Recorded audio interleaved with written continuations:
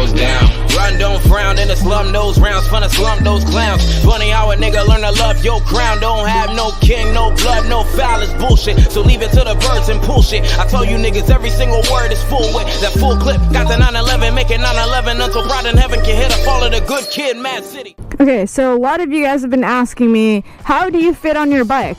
I am 5'2", 5'3", 5'4", 5'5", so-and-so. Will I fit on a sport bike or a WR250R? What can I fit on? How tall are you? How heavy are you? Well, I'll tell you guys right now, I'm 5'3.5". If you want to get technical with these boots, I'm technically like 5'4".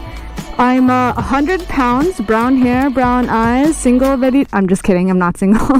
So I wanted to shoot this video to help you guys figure out if you're gonna fit on it, even though my suggestion, like I've said to a lot of you, is go to the dealership, sit on different bikes, see how you feel, because every single person is a different size, different height, different everything. So don't take what I'm saying in this video to be 100% fact, okay? Because my bike is not the same as every other bike, so keep that in mind. As far as what I have done to this bike to make it fit me is soften the suspension, but that's not even technically a modification. That's just what you should do when you get a new bike. This bike stock fits somebody that's 150 to 160 pounds normally.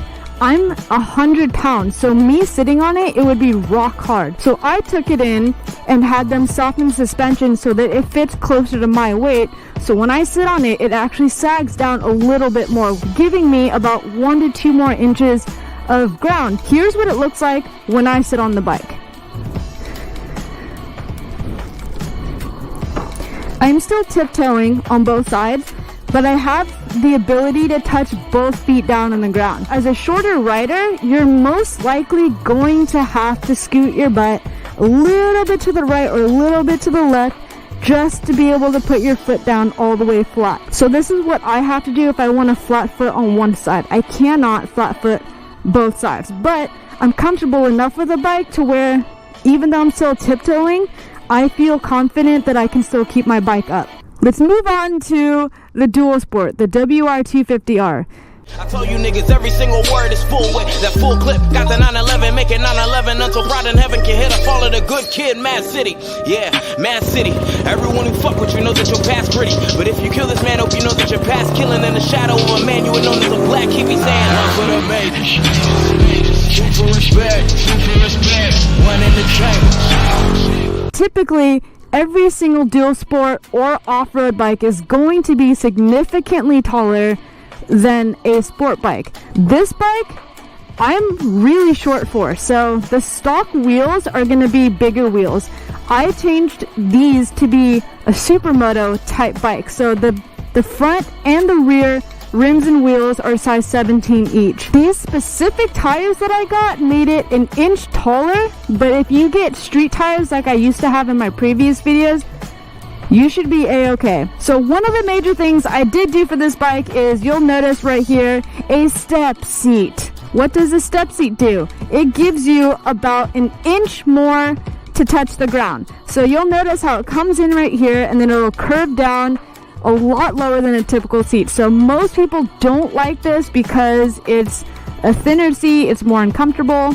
But at the same time, some people love it because this is a little hump that stops you from rolling off your bike when you're doing wheelies. So it's all just general preference. I use it for my height. If you get normal street wheels, you should be fine. Ever since I put on these tires, I struggle just a little bit more.